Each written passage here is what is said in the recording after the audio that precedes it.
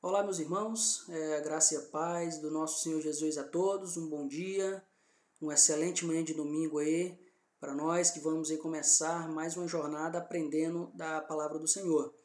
Eu vou esperar um pouco enquanto as pessoas aí entram, né, se conectam. Você que já entrou, por favor, curta esse vídeo, você compartilhe também. Nós vamos falar hoje sobre um tema muito importante, nós vamos falar sobre o novo nascimento. Então, se você tem uma pessoa, né, do seu trabalho, da sua escola, da sua faculdade, algum parente, algum amigo que deveria assistir esse vídeo, deveria entender um pouco então o que é o novo nascimento, compartilhe esse vídeo com ele, compartilhe essa aula com ele, com certeza vai ser muito proveitosa. Então, você que também não é inscrito no nosso canal da IBAPA, então se inscreva, né, e compartilhe para que nós possamos alcançar mais pessoas através do Evangelho. Amém? Então, nós vamos continuar aqui, nós estamos na nossa aula de número 10, tá bom? O ser de Cristo, nascido de novo, o novo nascimento e a filiação do discípulo. Nós vamos ver que é uma lição, uma aula muito importante que vai tratar realmente sobre a questão do nascimento, do novo nascimento do discípulo, tá bom? Como nós temos feito nas aulas, temos iniciado com oração, mas uma oração objetiva, com um propósito. E você vê aí na tela uma reflexão desse autor, e ele justamente, essas palavras aí, que refletem com graça a questão da paternidade de Deus frente à rebelião tanto de Adão, como também a rebelião do filho pródigo, que é narrado, né, por Cristo Jesus ali, Lucas capítulo 15.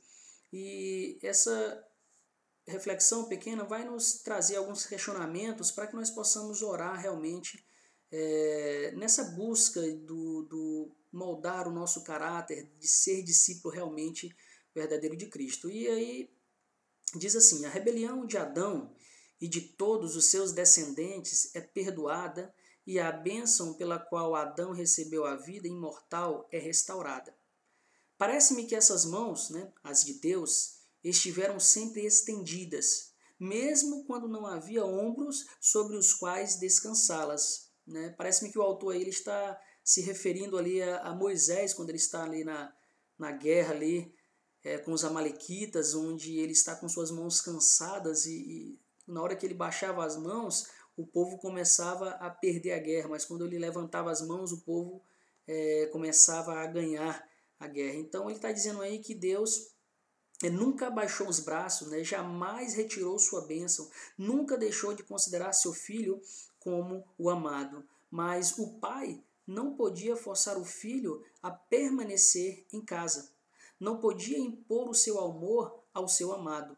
Tinha que deixar que se fosse em liberdade, embora sabendo a dor que isso causaria a ambos. Então a gente vê aí que ele está tratando, né, falando sobre ali a questão do filho pródigo, e que foi o próprio amor que o impediu, né, vamos dizer assim, de manter o filho em casa a qualquer preço.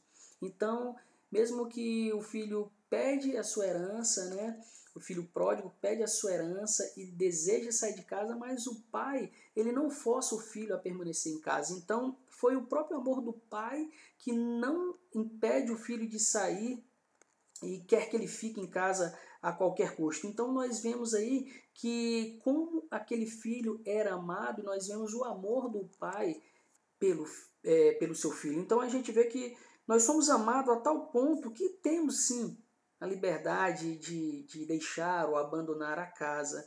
Mas o que a gente vê é que o pai, como o pai ali do filho pródigo, ele está sempre realmente buscando com braços abertos, com braços estendidos, para realmente receber de volta e falar, né, ao nosso coração que nós somos um filho amado e realmente ele tem um carinho por nós. E eu tenho alguns questionamentos, né, para nós nessa manhã, para a gente orar.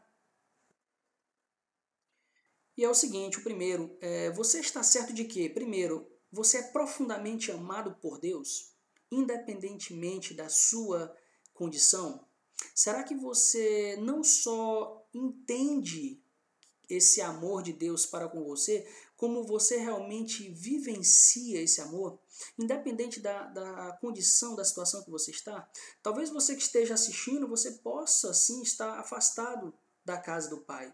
Talvez você que está assistindo pode estar na condição, vamos dizer assim, do filho mais velho. Estava perdido dentro da casa do Pai. Mas será que você realmente está certo desse amor? Será que você não só o entende intelectualmente falando, mas você vivencia, você experimentou esse amor que Deus tem por você e que Ele está de braços abertos sempre te esperando? Será que nós entendemos isso? Será que você está certo de que Deus o deixa ir, muitas vezes para longe, justamente porque o ama e respeita a sua decisão? Assim como aconteceu com o filho pródigo, o pai, ele deixou o filho ir. Ele poderia tentar fazer com que o filho ficasse a qualquer custo, mas deixá-lo ir foi uma prova, sim, de que ele amava e respeitou a decisão daquele filho. Então você está certo que muitas vezes Deus deixa e muitas vezes as pessoas se afastam da presença do Senhor, mas é porque Deus respeita essa decisão. Você está certo de que Deus não vai parar da mesma maneira como Ele respeita a sua decisão de deixar ir, mas ao mesmo tempo Ele não vai parar de tentar atraí-lo com os seus laços de amor, com suas cordas de amor novamente para os seus braços? Um Deus que te ama, um Deus que Ele mandou o seu Filho Jesus morrer por você, você acha que Ele não vai continuar tentando atraí-lo novamente para junto dos seus braços? Com certeza, o nosso Deus pródigo, né? Porque a gente fala muito do filho pródigo, e pródigo significa esbanjador. Do mesmo jeito que a gente fala do filho pródigo, um filho esbanjador, mas nós podemos falar de um Deus pródigo, de um Deus que esbanja amor, de um Deus que é amor, que é todo amoroso, e com certeza Ele vai sim tentar atraí-lo novamente para junto dos seus braços. Então você está certo de que nós seremos discípulos que vão amar outras pessoas, que vão amar almas que estão perdidas, somente quando nós estamos realmente descansados. Estamos descansados nessa certeza de que nós somos alvo do mais profundo amor e afeto do Pai. Quando eu entendo que Deus me amou, que Deus me ama, que enviou o seu Filho, a ponto de enviar seu Filho, seu unigênito Filho, para morrer por mim, quando eu tenho essa convicção, quando eu experimento esse amor, nós realmente vamos ser discípulos que vão conseguir amar outras pessoas quando nós tivermos essa certeza e descansarmos na certeza de que nós somos amados pelo nosso Pai. Então, esses são questionamentos, né? Nossa breve reflexão para nós orarmos nessa manhã e pedirmos para que nós, como verdadeiros discípulos, venhamos entender e venhamos experimentar o amor do Pai para que nós possamos levar outras pessoas também à reconciliação com Deus. Então eu quero que você nesse momento então feche seus olhos, curva sua cabeça, onde você está, na sua casa, e juntos vamos orar a Deus. Amém? Feche seus olhos, oremos. Senhor Deus Pai amado, somos gratos a Ti, Senhor meu Deus, porque Tu nos ama de uma maneira tal que, segundo a Tua palavra, diz que Tu entregou o Teu Filho Jesus amado, para que, Senhor meu Deus, todo aquele que crer nele, Senhor, tenha a vida eterna. Muito obrigado, Senhor meu Deus, porque Tu nos garante, Senhor, que nós temos a vida eterna se estamos em Teu Filho amado. Muito obrigado, Senhor, porque, Senhor, Tu és amor. Obrigado, Senhor, Pai querido, porque por mais que às vezes, meu Deus amado, muitas vezes nos afastamos, pessoas que se afastam de Ti, mas Tu continua como um Pai, Senhor meu Deus, esbanjando amor, um Pai, Senhor meu Deus amado, que quer, Senhor, que esses, Senhor meu Deus, que saíram do aprisco, Senhor meu Deus, que eles voltem. E Tu é um Deus amoroso que está, Senhor meu Pai amado, com os braços abertos, esperando, Senhor meu Pai amado, de volta esses filhos voltarem, como o Senhor meu Deus amado, Teu Filho Jesus contou ali, Senhor meu Deus, na parábola do filho pródigo.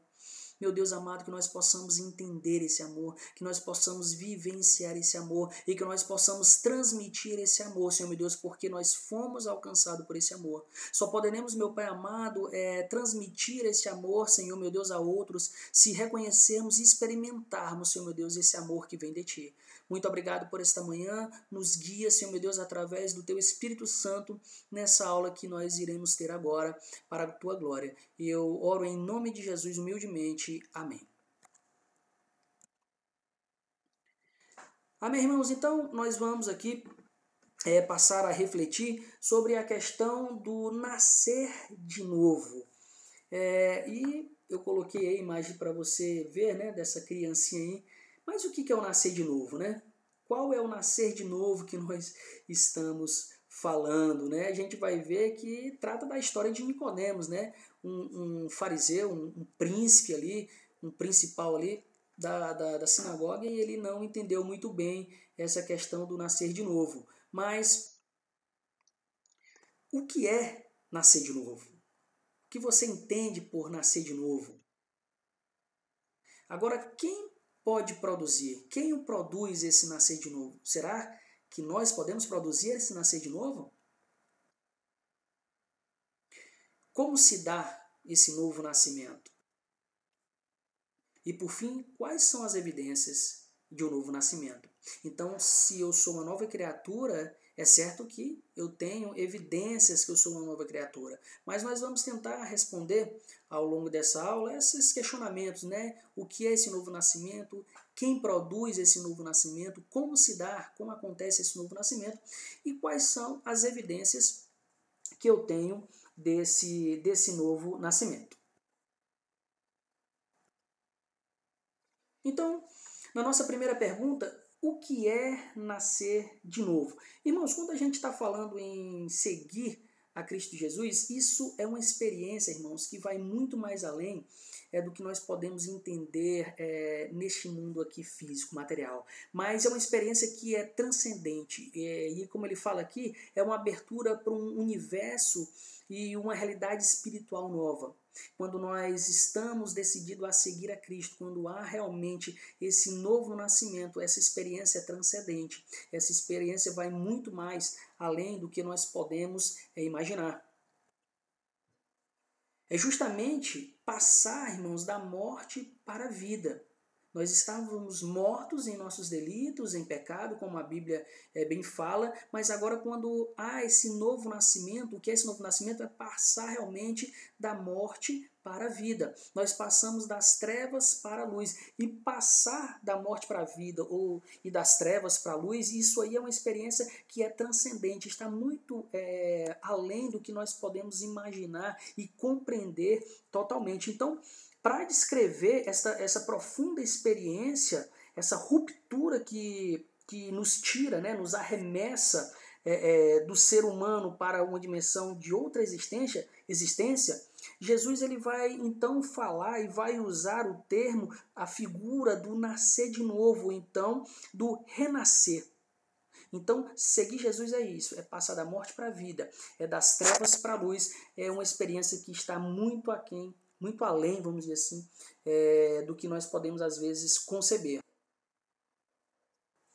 Então, irmãos, há um momento na vida do discípulo, justamente quando a realidade espiritual se descortina e a própria presença de Deus e do Espírito de Deus se torna agora uma experiência pessoal, uma experiência sagrada para o discípulo. Então, quando a gente fala em nascer de novo, é justamente essa experiência quando o Espírito de Deus ele está unido ao nosso espírito. Se nós olharmos Romanos capítulo 8, peço que você abra a sua Bíblia.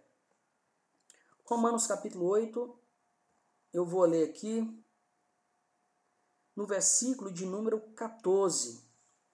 Romanos 8, 14 vai dizer assim: pois todos os que são guiados pelo Espírito de Deus são filhos de Deus. Aqueles que são guiados, quando o Espírito de Deus passa a testemunhar com o nosso Espírito que nós somos filhos de Deus, quando nós nos deixamos ser guiados pelo Espírito de Deus, ele vai dizer aqui que justamente todos que são guiados pelo Espírito de Deus são filhos de Deus. Então, é justamente eu confessar, me render a Deus, me entregar a minha vida a Ele, dizer, eu abro mão do controle da minha vida para experimentar justamente o seu Espírito realmente agindo sobre o meu espírito. Ser discípulo é isso, é ter essa experiência de estar unido a Deus pelo seu Espírito e abrir mão da sua vida e dizer, Senhor, age sobre o meu espírito, direciona o meu espírito. O que a gente vê, Romanos, por exemplo, 16, que fala, o próprio Espírito testifica com o nosso espírito que somos filhos de Deus. Essa é a experiência do nascer de novo que nós falamos, né, que Nicodemos não entendia e Nicodemos não estava entendendo quando ele vai e chega até Jesus e começa a falar, e Jesus fala com ele, olha, se você não nascer de novo, você não pode ver o reino de Deus. E Nicodemos não entende o que é realmente esse novo nascimento.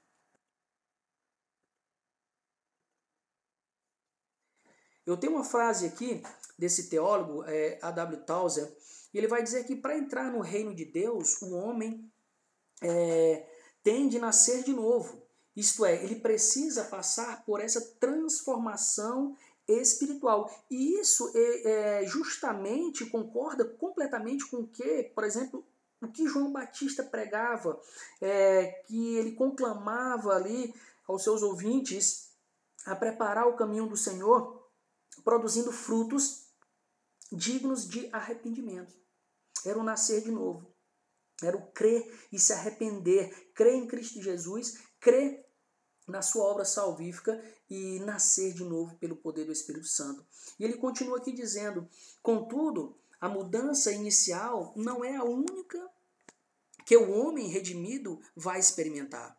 Existe sim essa mudança, esse primeiro passo que o discípulo dá, que a pessoa dá, né?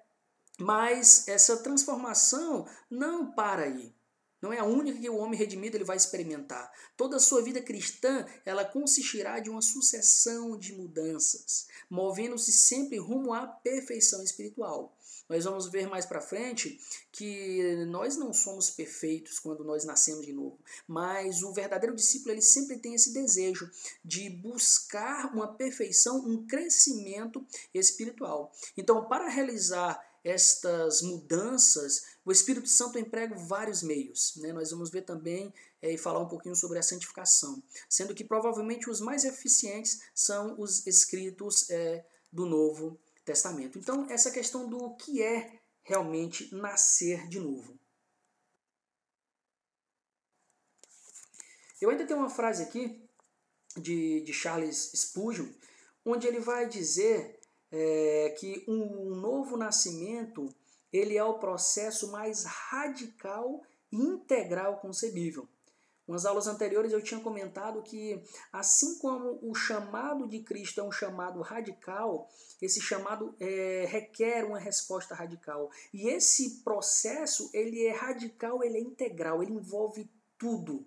A gente vai ver que é mais do que uma mudança, ele é uma criação. Ele é mais do que uma simples mudança. Quando você fala de Cristo para outras pessoas, quando você vai pregar o Evangelho, nós temos que falar que o nascer de novo não é simplesmente uma mudança, mas é realmente tornar-se novo, é nascer de novo. Então, como ele diz aqui, a regeneração é algo que vai muito mais além do que uma mudança de vida ou de ter uma religião apropriada.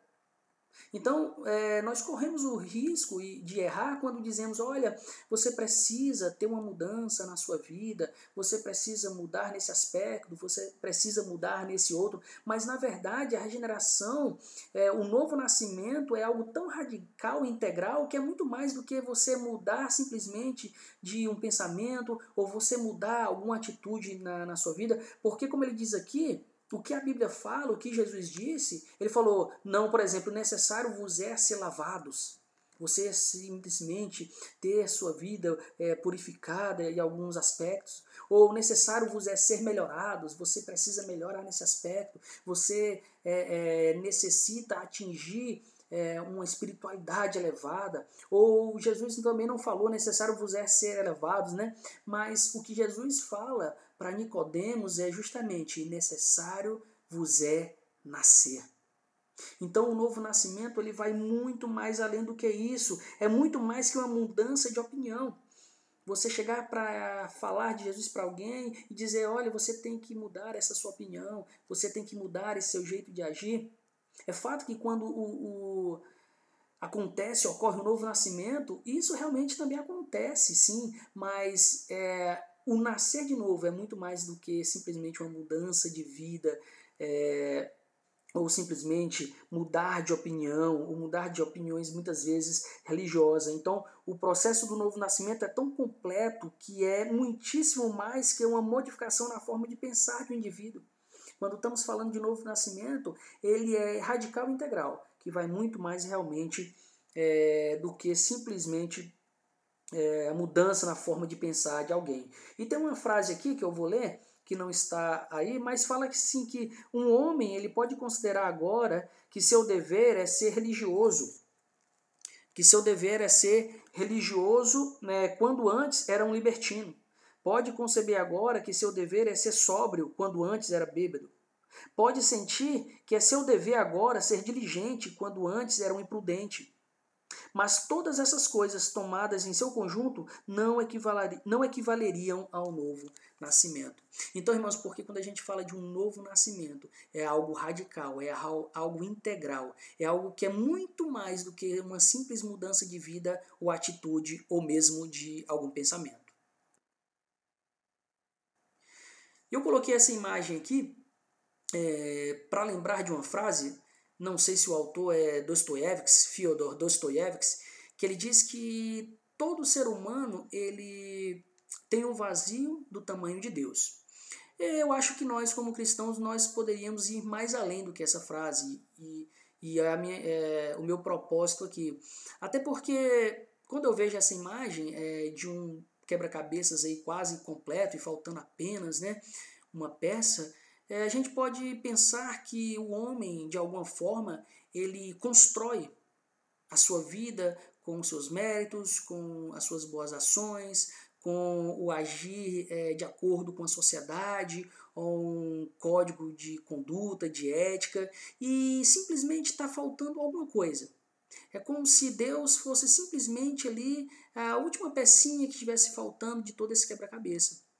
Então, quando a gente fala que realmente todo homem tem um vazio, que ele vai precisar de Deus, de uma certa forma poderíamos dizer, né, que o homem ele pode colocar suas expectativas nas finanças, nos prazeres, em todas as outras coisas, mas se o coração dele não descansar em Deus, realmente ele não tem nada.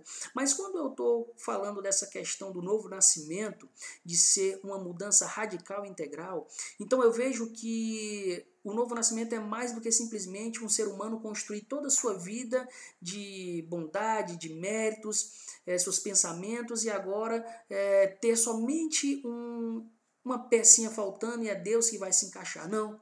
Mas, na verdade, o novo nascimento é Deus chegar nesse quebra-cabeça, nessa vida que o homem constrói achando ser bom, achando ser perfeito, e Deus justamente ele desconstrói todo esse quebra-cabeça e dá uma nova vida. Então, nesse sentido, Deus não é a pecinha, né, que estava faltando, aquele homem pretensioso dizendo que já fez tudo, está faltando alguma coisinha só para completar, não. Mas quando nós falamos de novo nascimento, nós estamos falando que Deus é aquele que chega, é aquele que transforma e é aquele que muda toda a perspectiva. Então, se você que está me assistindo, talvez tenha tentado construir sua vida da melhor forma possível, achando que pode ter uma vida maravilhosa e que vai faltar alguma coisa e realmente Deus vai chegar, não.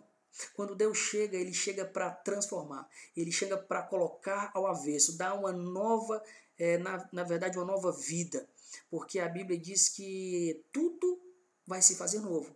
As coisas velhas, elas passaram e tudo se fez novo. Deus não vai chegar como simplesmente uma peça que estava faltando, né, para completar aquela vida, como se fosse uma única peça, um remendo para fazer da sua vida melhor. Não, mas eu te digo que quando Deus chegar na sua vida, e você que já experimentou isso, você sabe que quando Deus chega na vida, Ele traz tudo novo, Ele faz tudo novo. Não é simplesmente uma peça de quebra-cabeça, algo para preencher o seu vazio, mas Ele vai fazer você diferente. Amém? O nosso segundo ponto sobre a questão do novo nascimento é quem produz o novo nascimento. Quem produz esse novo nascimento, irmãos? Aqui tem um questionamento, né? Podemos nós mesmos nos regenerarmos? Podemos dizer assim, foi o questionamento de Nicodemos, que diz: posso eu entrar no ventre de minha mãe e voltar a nascer? Então, Jesus fala para ele: olha, necessário é nascer de novo. Eu quero ler com os irmãos.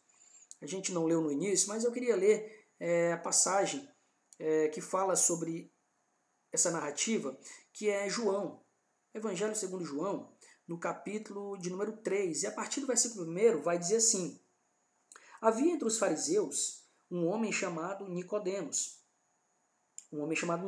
Este, de noite, foi ter com Jesus e lhe disse: Rabi, sabemos que és mestre vindo da parte de Deus, porque ninguém pode fazer esses sinais que tu fazes, se Deus não estiver com ele.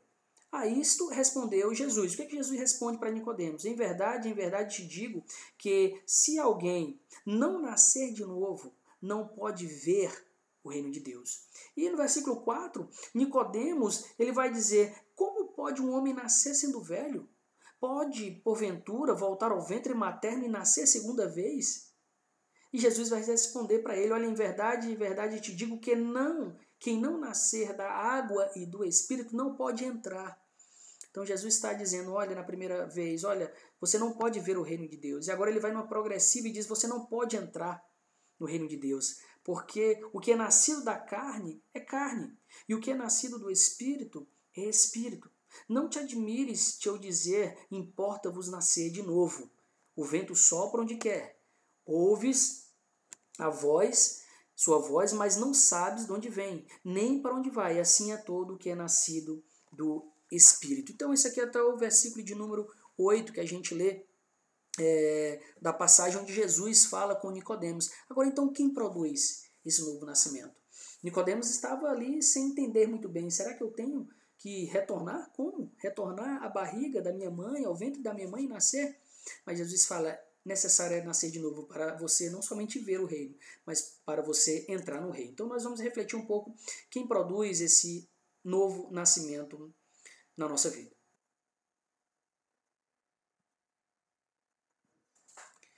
Irmãos, quando a gente fala sobre quem produz o novo nascimento, a gente vai ver que a Bíblia ela é bastante clara e deixa isso realmente claro, nítido, que apenas Deus pode realizar essa transformação necessária em nossas vidas.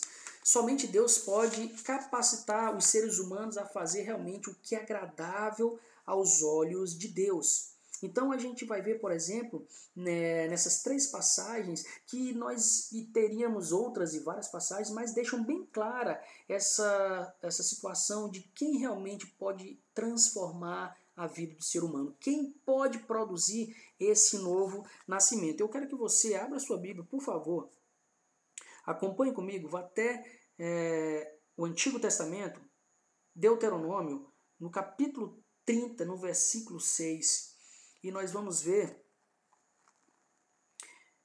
que justamente Deus vai falar assim para o povo: o Senhor teu Deus circuncidará o teu coração e o coração de tua descendência, para amares o Senhor teu Deus de todo o coração e de toda a tua alma, para que vivas. Então nós vemos aqui Deus agindo para que esse novo nascimento possa acontecer. É Deus que ele vai dar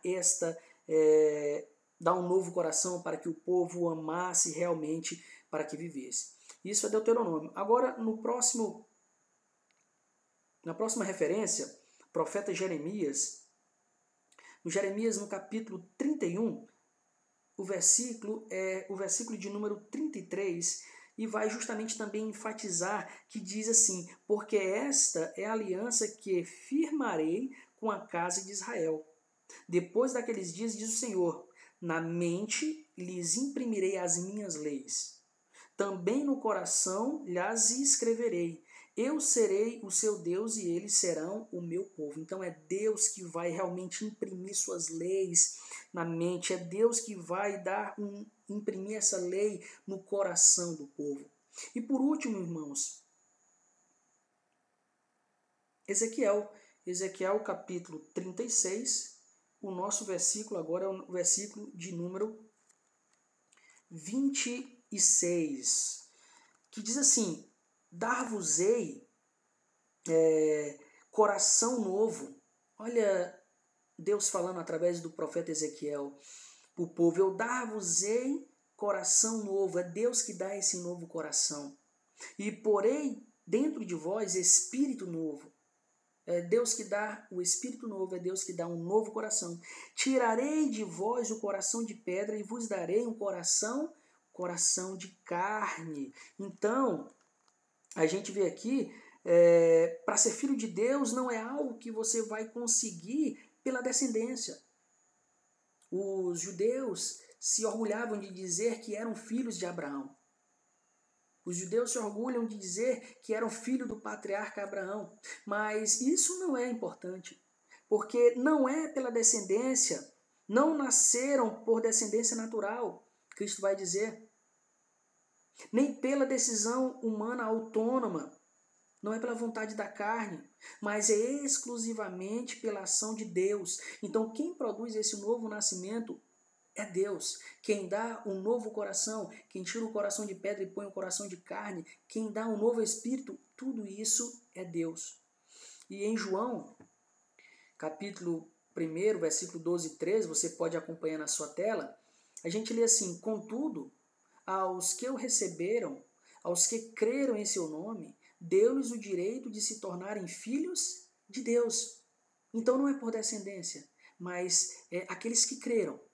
Se você crê no sacrifício de Jesus, na obra de Jesus, se você crê que Ele é o Filho de Deus enviado para o perdão dos seus pecados, se você crê no nome dEle, se você o confessá-lo como um único, suficiente Salvador, se você arrepender-se dos seus pecados, então a você é dado o direito também de se tornar filho de Deus, os quais não nasceram por descendência natural, nem pela vontade da carne, nem pela vontade de algum homem, mas nasceram de Deus. Então, quando nós olhamos justamente para Cristo falando com Nicodemos e dizendo que você tem que nascer da água e do Espírito, né? Nós não vamos entrar aqui no detalhe, ou tentar explicar como alguns tentam sobre dizer o que é nascer da água e do Espírito, mas nós vamos ver que quando a gente fala de nascer da água e do Espírito, a gente quer dizer que é nascer do alto. É um nascimento que é produzido do alto, produzido por Deus. Então, quando a gente olha aqui em Ezequiel, a gente vê que a água ali, quando ele fala em Ezequiel, a água era usada para simbolizar a purificação interna. Então, o uso mais notável desse símbolo é visível justamente em Ezequiel, quando o Senhor anuncia a futura restauração de Israel. Ezequiel, se você abrir comigo, por exemplo, no capítulo 36, que nós estávamos, mais um versículo antes, no versículo 25.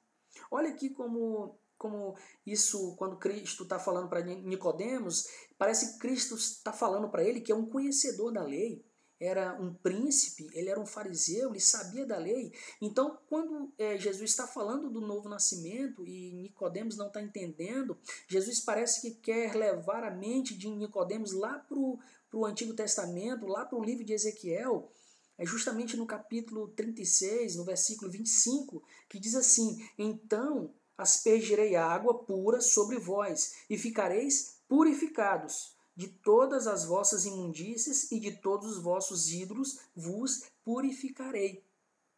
E no 26 que nós lemos fala: dar-vos-ei coração novo e porei dentro de vós espírito novo. Então quando Cristo fala para Nicodemos: olha, você tem que nascer da água e do espírito. Parece que Cristo está levando a mente de Nicodemos, aquele fariseu que conhecia muito da lei, mas ele fala: olha, Nicodemos, você não está entendendo? Você que é mestre, então você tem que nascer isso, da água e do Espírito. Sou eu que posso fazer isso, somente eu posso fazer isso. Então, nascer da água e do Espírito é nascer do alto. algo que nós não podemos fazer. E você só tem esse direito de se tornar filho de Deus, se chamar filho de Deus, caso você creia realmente no Filho de Deus. Então, irmãos, Jesus está afirmando a necessidade de purificação interior e regeneração para que a pessoa possa entrar no reino de Deus, quando ele fala isso a Nicodemos.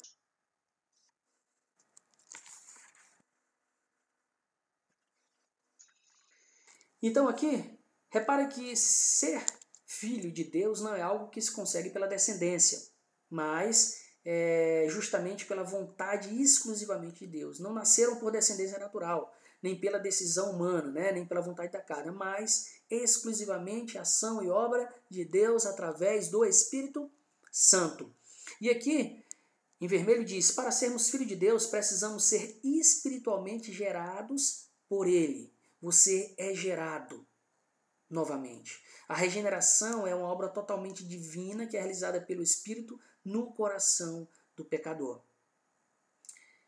E por último fala, a regeneração, portanto, provoca em nós uma mudança real.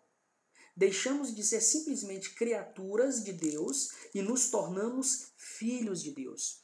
E isso é muito importante nós frisarmos, porque muitas pessoas têm essa noção errada de que todos são filhos de Deus. Mas se nós estamos falando que só pode entrar no reino de Deus, só pode se tornar filho de Deus aquele que teve um novo nascimento, então nós temos que entender que aqueles que não se renderam ao senhorio de Cristo, aqueles que não foram transformados, aqueles que não receberam um novo coração e um novo espírito, então nós temos que entender que essas pessoas ainda não se tornaram filhos de Deus, mas são simplesmente criatura. Se você que está me ouvindo não entregou sua vida a Cristo Jesus, você pode se tornar, passar da condição de morto espiritualmente para vivo. Você pode passar da condição de criatura para filho de Deus e se chegar a Ele e poder falar com Ele e poder ter um relacionamento com Ele. Então essa regeneração, ela provoca uma mudança real, extraordinária, transcendente, que nos tira da condição de criaturas e agora nos coloca na condição de filhos de Deus.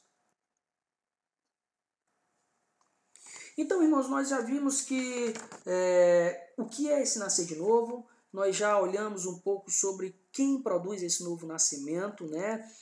Que nós não podemos por nós mesmos nos regenerarmos, isso vem simplesmente, exclusivamente, é uma obra de Deus através do Espírito Santo.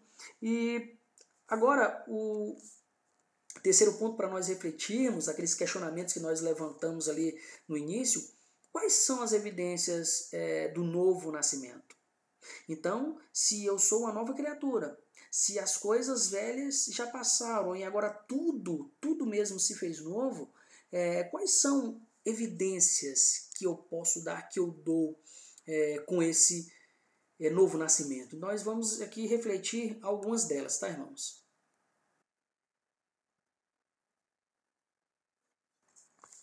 Então a gente vai ver aqui, a primeira carta de João, ela é repleta de ensino, né?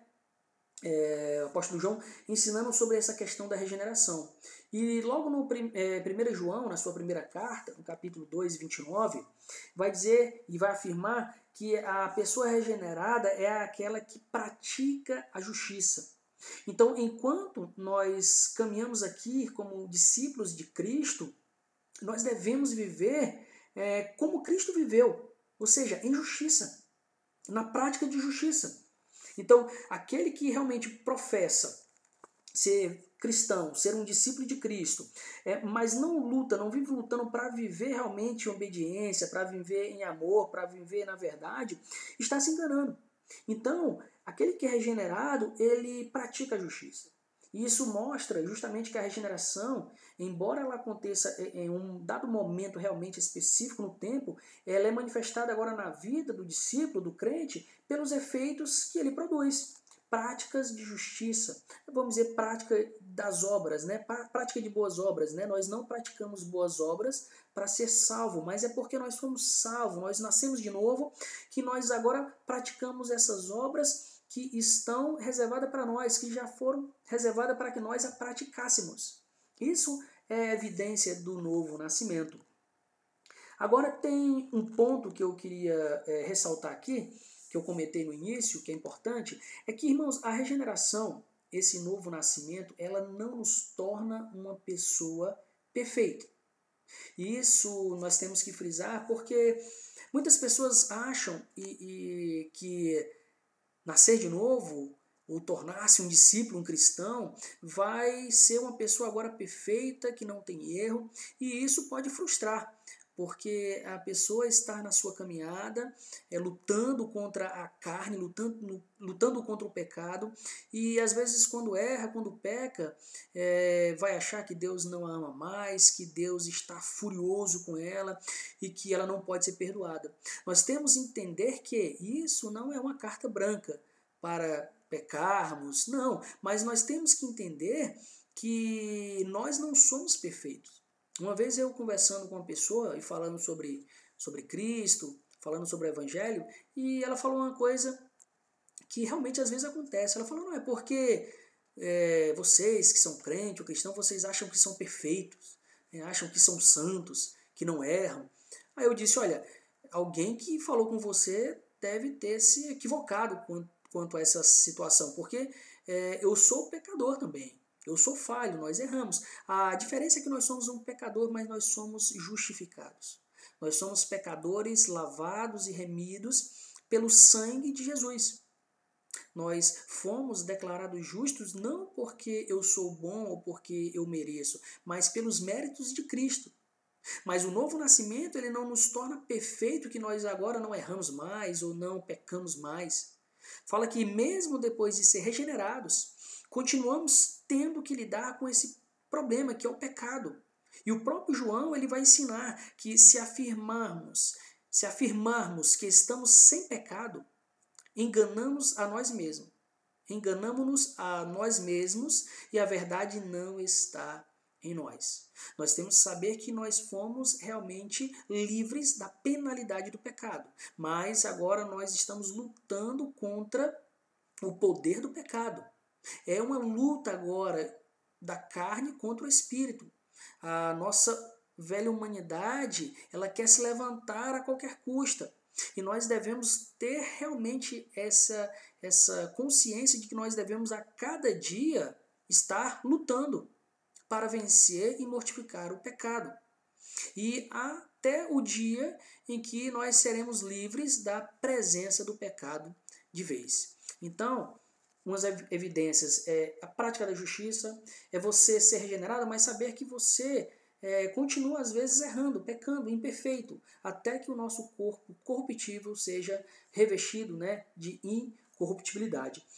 Se nós pudermos falar sobre mais evidências do novo nascimento, nós podemos ler, por exemplo, não está aqui na sua revista, mas nós podemos ir até o livro de Gálatas, no Novo Testamento, e ir até o capítulo de número... de capítulo 5, e a gente pode ir ali, que ele vai falar a partir do versículo 16, sobre as obras da carne e o fruto do Espírito. A partir do versículo 22, ele vai dizer o que são essas características do fruto do Espírito. Ele vai dizer, mas o fruto do Espírito, ele é amor, alegria, paz, longanimidade, benignidade, bondade, fidelidade, mansidão, domínio próprio. Contra essas coisas não há lei. Então, essas são evidências do novo nascimento. Amor, e ele vai falar alegria, paz, um ânimo longo, você ser benigno, você ter bondade, fidelidade, mansidão. Tudo isso são características e evidências do novo nascimento. Nós podemos também falar realmente que a pessoa que é regenerada é a pessoa que ama seus irmãos.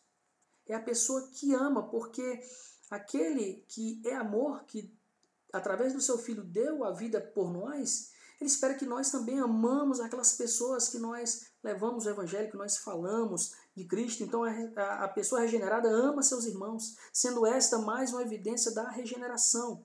Uma pessoa regenerada, então, ela reconhece em outra pessoa regenerada um irmão em Cristo. Somos regenerados individualmente, mas quando isso acontece, somos imediatamente inseridos na família de Cristo. Então, irmãos, é aquela pessoa que ama. É uma das características aqui do fruto do Espírito.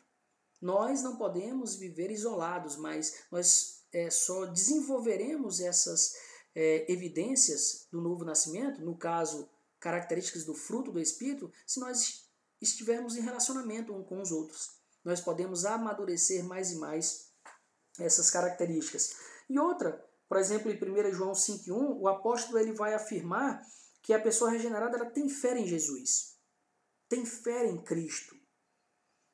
Esse em Jesus é muito importante nós mencionarmos, porque é fundamental, porque o regenerado ele não tem fé em um ídolo, ele não tem fé nas riquezas deste mundo, ele não tem fé em si próprio, mas ele tem fé em Jesus. O regenerado ele tem fé em Cristo, a fé dele está pautada em Cristo, seus olhos estão olhando para Cristo Jesus. João também afirma que o que é nascido de Deus, ele vence o mundo. Essa vitória, porém, não é alcançada pela sabedoria deste mundo, mas pela fé em Jesus Cristo. Amém?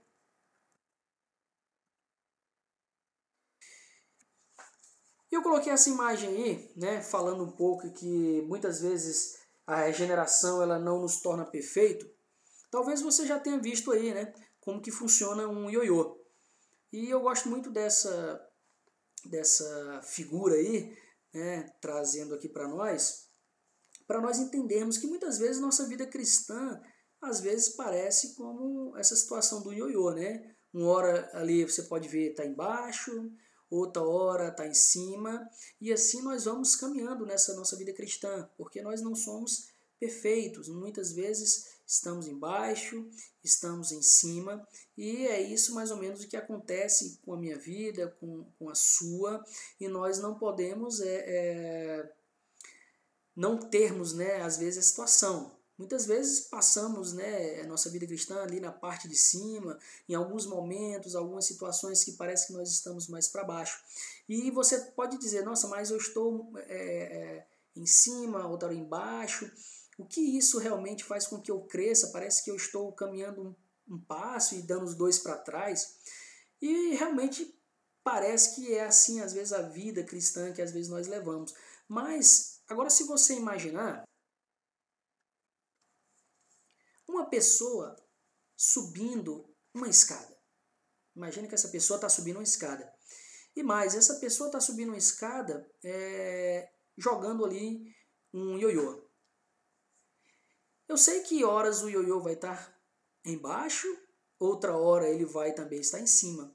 Mas se nós pudermos traçar uma reta, você vai notar e perceber que o ioiô sempre ele está subindo. Independente se hora ele está embaixo ou hora ele está em cima. Mas se ele está na mão dessa pessoa que está subindo essa escada, ele sempre está aí, se pudéssemos colocar num gráfico, ele sempre está subindo. E assim, para ilustrar, é a nossa vida cristã nas mãos do Deus Todo-Poderoso.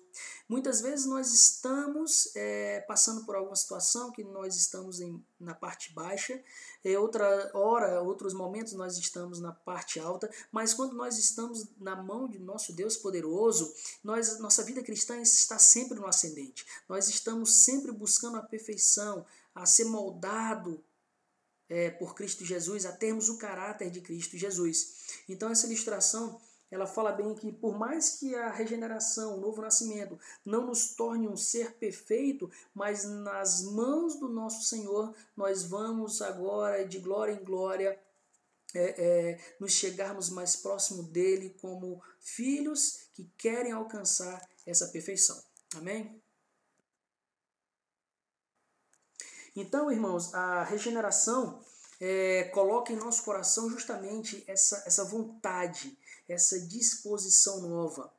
Uma disposição para você fazer o bem, um bem que agrada a Deus, uma disposição para a santidade. Nós vamos ver que é um processo, de modo que não mais servimos ao pecado como éramos anterior. Quando estávamos no império das trevas, éramos escravizados pelo pecado e só podíamos ali pecar constantemente e desagradar constantemente. Por mais que nós não sejamos perfeitos, mas esse novo nascimento que nos é dado, esse novo coração nos dá uma disposição nova agora de olharmos para Cristo, termos o Espírito Santo nos capacitando agora para o bem, que nós podemos agradar a Deus, termos uma disposição para a santidade com a ajuda do Espírito Santo, buscando realmente estarmos mais próximos de Deus. E entendermos que nós não servimos mais ao pecado como escravo. Somos agora livres, mas somos agora realmente servos de Deus.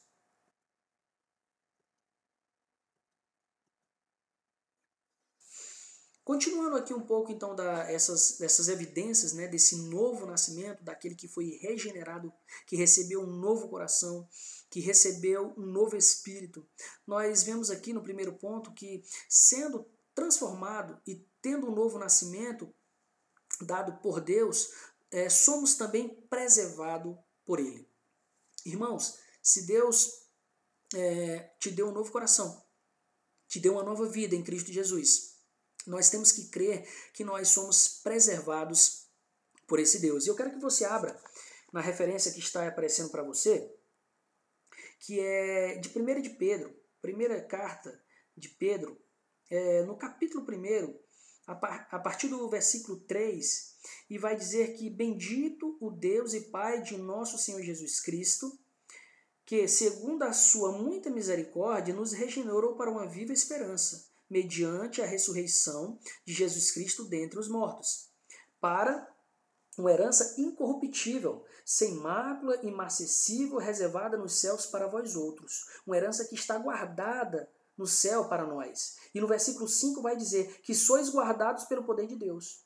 Não somente essa herança está guardada para nós, mas nós também estamos sendo guardados para essa herança. Então essa é uma evidência que você realmente nasceu de novo, porque Deus está guardando você, Deus está preservando a sua vida.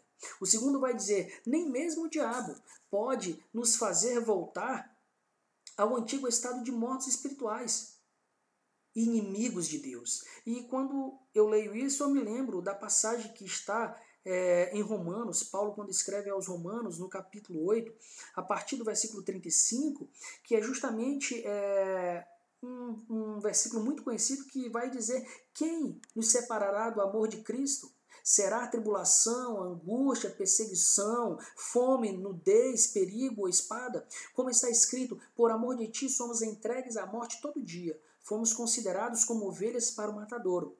Mas o versículo 37 diz, em todas estas coisas, porém somos mais que vencedores por meio de Cristo que nos amou, daquele que nos amou. Porque estou bem certo de que nem a morte, nem vida, nem os anjos, nem os principados, nem potestades, nem coisas do presente, nem do porvir, nem os poderes, nem a altura, e nem profundidade, nem qualquer outra criatura poderá nos separar do amor de Deus que está em Cristo Jesus, nosso Senhor. É Cristo que nos protege, é Cristo que nos segura, é Cristo que nos preserva. Então, uma vez que recebemos de Deus a vida espiritual, Ele mesmo preserva em nós. É a nossa perseverança diante de Cristo. E para ilustrar essa questão da perseverança, eu vejo que, irmãos, como uma embarcação aí que você está vendo, um barco simples, que tem essas velas aí e que o vento bate e leva esse barco ali até o destino desejado. Então eu vejo, irmãos, que Deus é aquele que, como se fosse o vento. Aquele vento que sopra todo dia, a todo momento e nunca vai deixar de soprar na sua vida. É aquele vento que vai conduzir a sua embarcação até o porto seguro.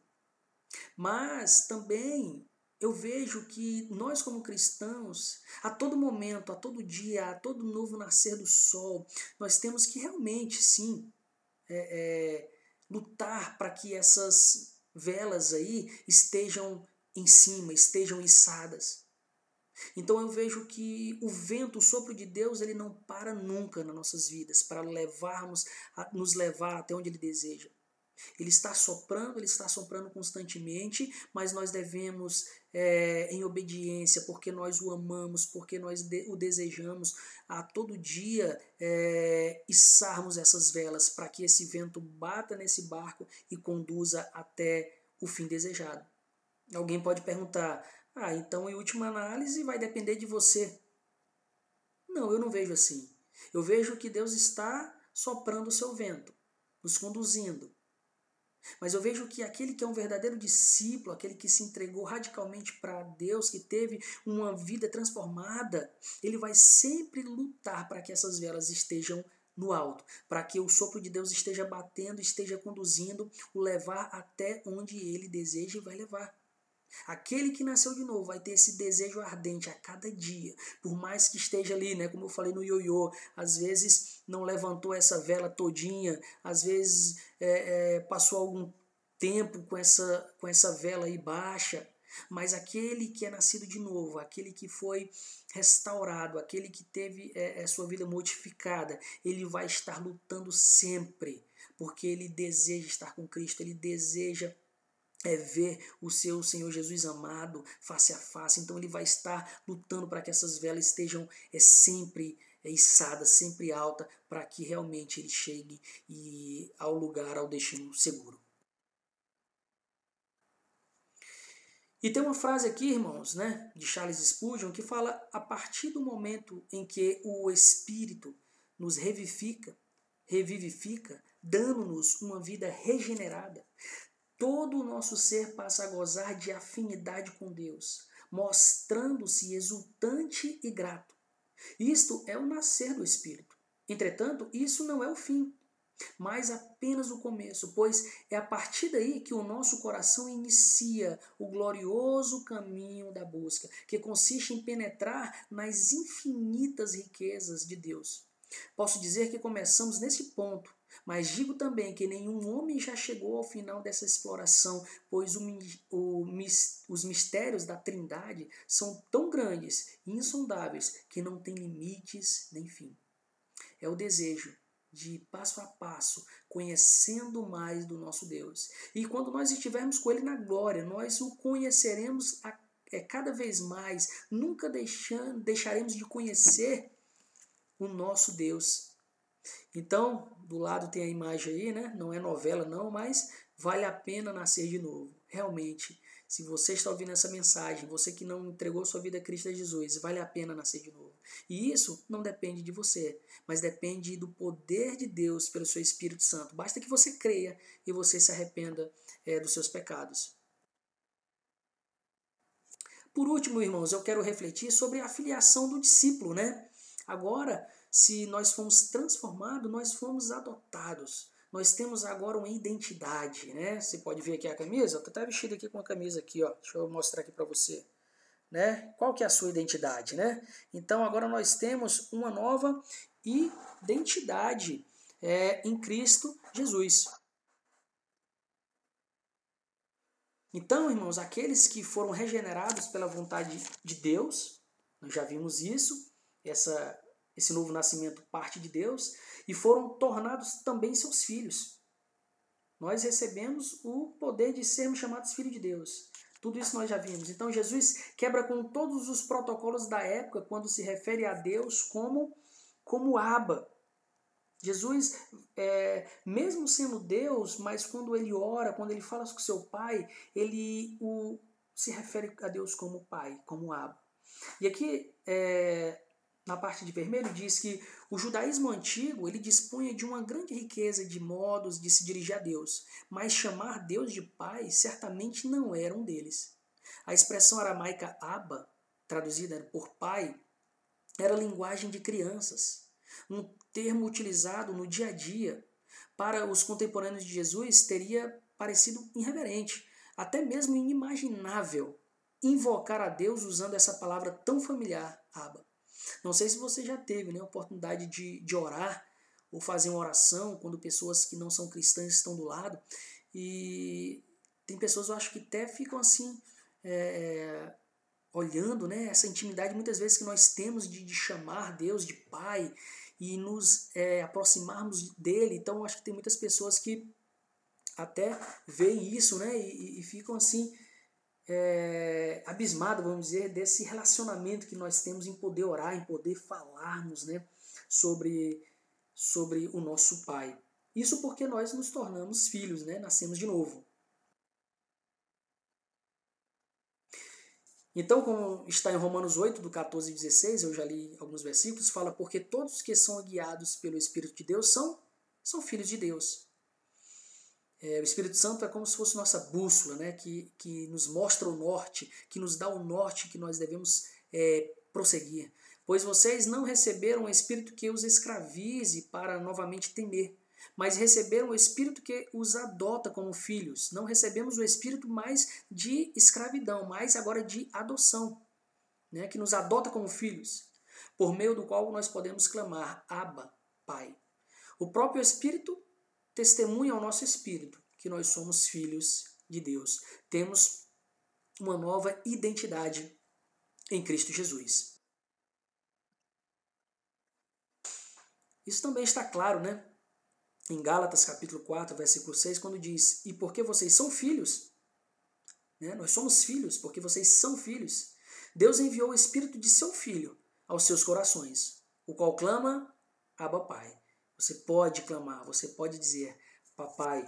Então, nós realmente vemos essa questão da filiação e Jesus, quando ele fala, né, com Deus, quando fala, ele fala como uma criança, como fala o seu pai. É cheio de confiança, uma criança que fala sentindo-se acolhida, uma criança que, ao mesmo tempo, chega-se a ele de maneira respeitosa e pronto à obediência.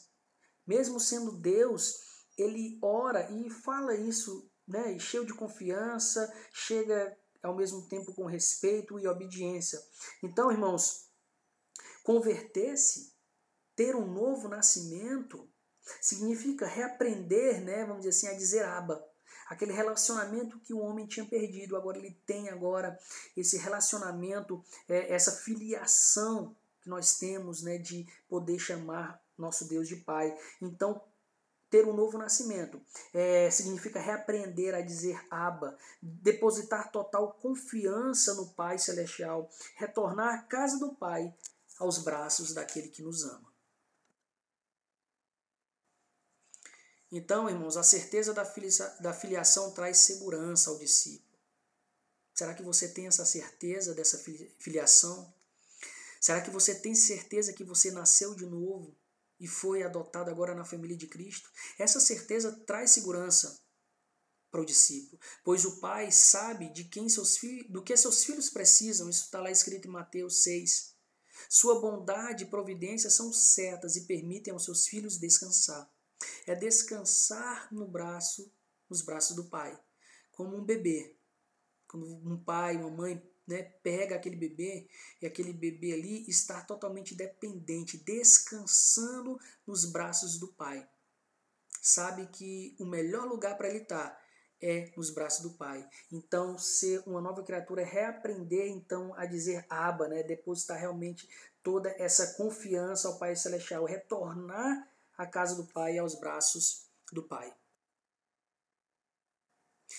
Então, irmãos, a oração não é algo que o Abba simplesmente ouve, né? O nosso pai ouve, mas é um coração que ele está vendo. É uma experiência entre o homem e Deus que vai muito além das palavras, né? Vai para além da articulação racional de palavras. Muitas vezes com gemidos inexprimíveis. Muitas vezes sem poder expressar com palavras. Mas antes que saia alguma palavra da nossa boca, da nossa língua, ele já sabe. Ele não somente nos ouve, mas ele vê o nosso coração. E aqui, irmãos, eu quero refletir com vocês, né, as considerações finais, que vão ser, na verdade, aí, um grande até resumo, né, de todos os tópicos aqui que nós vimos.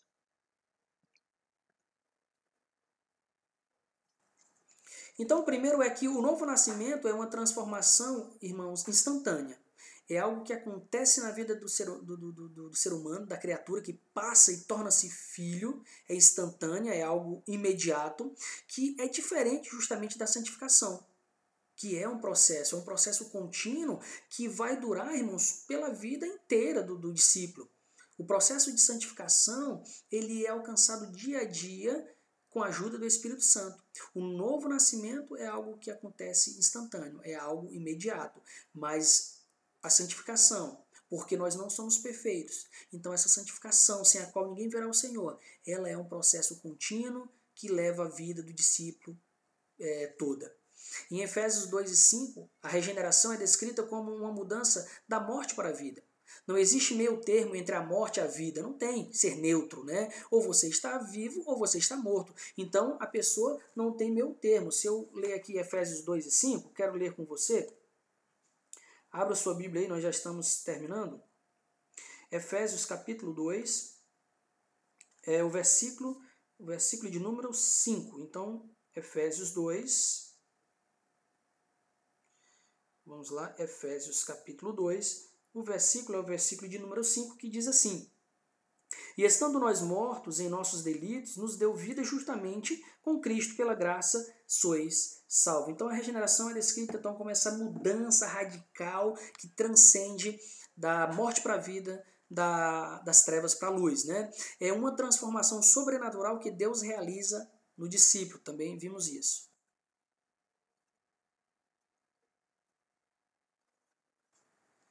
Então, irmãos, repare que essa regeneração não é apenas, né, uma melhoria moral ou uma melhoria social, mas uma mudança sobrenatural. Nós vimos que esse nascer de novo vai muito além do que simplesmente uma mudança só do pensamento, dessa melhoria social. É certo que o novo nascimento não requer menos que isso, mas também é muito mais, é muito além do que isso. Porque o regenerado não se torna uma pessoa boa simplesmente, mas ele tem que ser mudado, como está lá em 2 Coríntios 5,17, que diz que agora nós somos novas criaturas e tudo se fez novo. Você pode abrir 2 Coríntios no capítulo 5, versículo 17, que vai dizer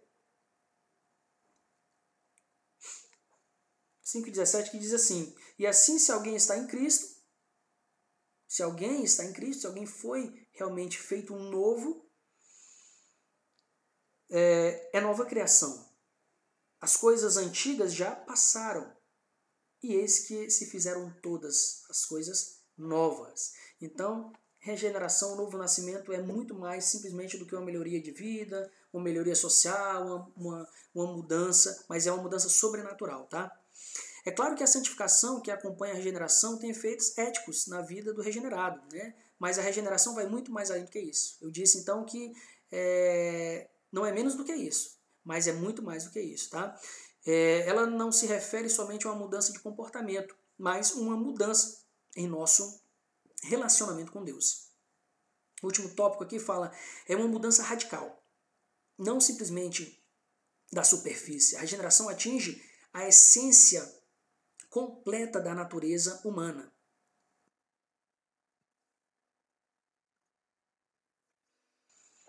O novo nascimento é a concessão de vida espiritual. Quem concede essa vida espiritual, esse novo coração, esse novo espírito, é Deus. É na regeneração que o pecador morto em seus pecados, ele se torna agora o quê? Espiritualmente vivo. Ele ganha agora reconciliação com Deus.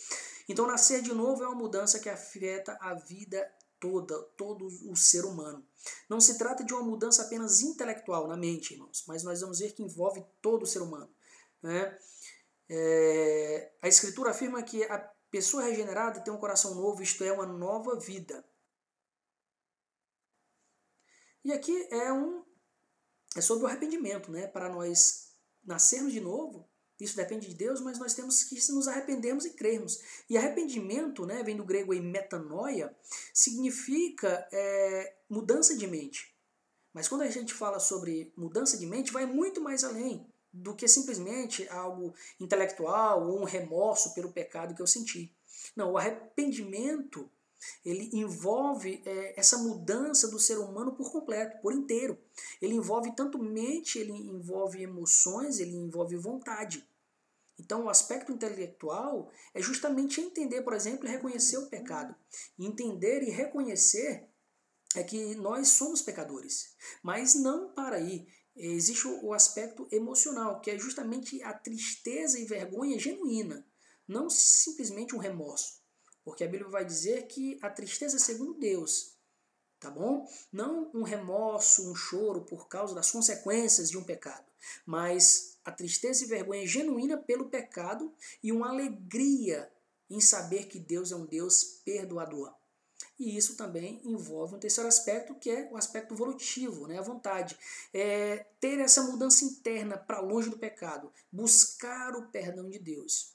Então nós vemos que a questão do novo nascimento, né, estar muito mais do que simplesmente algo intelectual, uma mudança de uma atitude ética, mas vai muito mais além, mas é algo sobrenatural que transcende muitas vezes o que nós entendemos.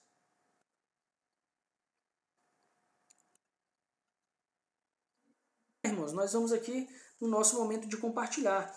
Então, você percebe evidência do seu novo nascimento? Você que é cristão, você percebe? Você tem evidências desse novo nascimento, como praticar a justiça, o fruto do Espírito na sua vida, mesmo reconhecendo que nós pecamos e erramos, mas nós estamos ali numa caminhada, aquela ilustração do ioiô, você vai se lembrar agora sempre, quando você estiver em alguns momentos baixos ou momentos altos na sua caminhada. Então que você reflita que uma nova condição e disposição frente à vida que pode ser percebida radical e visceralmente. É uma mudança radical, é algo que mudou na sua vida por completo. E o segundo ponto vai dizer, contudo, aos que o receberam, aos que creram em seu nome, deu-lhes o direito de se tornar filhos de Deus, os quais não nasceram por descendência natural, nem da vontade pela carne, nem pela vontade de algum homem, mas nasceram de Deus. Nós já lemos, né, esse versículo. Então medite a partir desse verso, como a geração do novo nascimento pode estar associada, de alguma forma, à participação humana, será? Tá? Então você pode compartilhar sobre o que nós vimos e meditamos nessa aula de hoje. Ainda tem, como soa para você o direito que Jesus adquiriu de se referir a Deus como Pai? Você tem dificuldade em se relacionar com Deus dessa forma? De que Ele é seu Pai, de que Ele te ama? Será que você realmente consegue não somente entender, mas experimentar esse amor? Foi o que nós, logo no início da aula, nós oramos, baseado naquela reflexão que fizemos.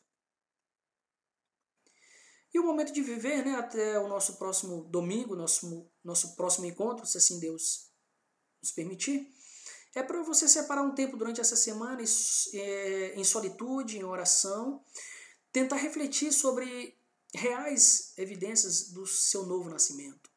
Você realmente percebe que sua existência foi essencialmente renascida em Deus? Você apenas segue então um código de conduta rígido, né, se associa à opinião de pessoas mais legalistas? Como você realmente entende esse novo nascimento? Tire um tempo para você orar, você refletir sobre essa questão do novo nascimento, tá bom? Tem mais algum aqui? Reflita também em como é a sua relação com Deus como Pai. Você se sente realmente filho, amado? Isso soa infantil a você se dirigir a Deus como Pai? Parece mais uma bobeira gospel inventada, né? Ore sobre isso e permita que Ele se apresente a você como o Abba, como o Pai, porque se você nasceu de novo, você tem uma nova identidade, você tem uma nova filiação em Cristo Jesus. Então, irmãos, nós chegamos ao fim de mais uma escola bíblica discipuladora, falando hoje de um tema muito importante sobre a questão do novo nascimento, né? O que é o novo nascimento, quem o produz, como que se dá, quais são as evidências desse novo nascimento, e eu creio que ficou claro para você como isso ocorre.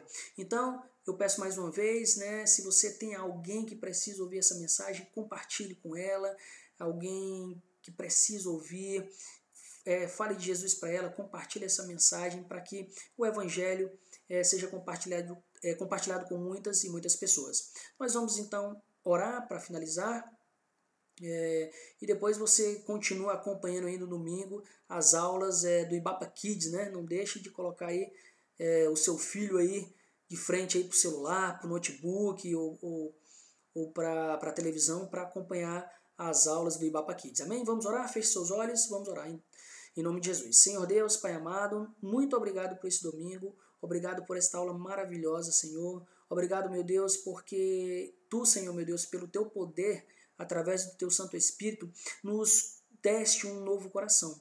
Tiraste o coração de pedra e nos deste um coração de carne. Colocaste em nós um novo espírito e nós agora temos um relacionamento, uma filiação que nós podemos chegar com toda convicção, chegarmos diante de Ti com, Senhor, fé, Pai amado, e chamar-te de Pai, chamar-te de Papai e podermos conversar, Pai amado. Senhor Deus, que essa nova filiação, que esse novo nascimento que ocorreu em nossa vida, Senhor amado, faça, Senhor meu Deus amado, que nós possamos querer que outras pessoas recebam também, Pai amado, o Evangelho e passe a ser nova criação, que deixem, Senhor meu Deus, as trevas e venham para a luz, que saiam, Senhor meu Pai amado, de uma condição de morto espiritualmente e se tornem vivos, que deixem de ser criatura e se tornem filhos de Deus. Pai amado, muito obrigado, que nós possamos viver, Senhor meu Pai amado, nessas implicações do que é um discípulo que nasceu de novo.